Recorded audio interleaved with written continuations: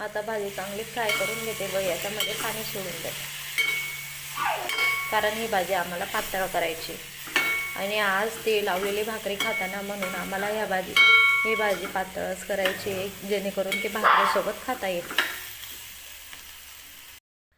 मी इथे भाजीमध्ये पाणी सोडून घेतलं आहे. आता याला छान प्रकारे शिजू दिली, उकळी येऊ दिली व त्यानंतर याच्यामध्ये मी शेंगदाण्याचं कूट व तिळीचं कूट टाकणार आहे. आता भाजी छान अशा प्रकारे उकळून आलेली आहे. आता मी याच्यामध्ये ना शेंगदाण्याचा कूट व तीळ टाकते. तीळ टाकून घेते. लोक तिळीचा कूट बी टाकतात, पण मी इथे अख्खे तीळ टाकले. आता मी याच्यामध्ये शेंगदाण्याचा कूट देखील टाकून घेते.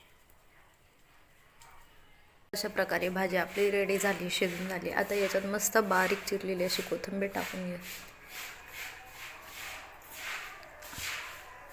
इथे भोगी स्पेशल भाजी तयार झाली आहे. आता आम्ही गॅस बंद करून घेते.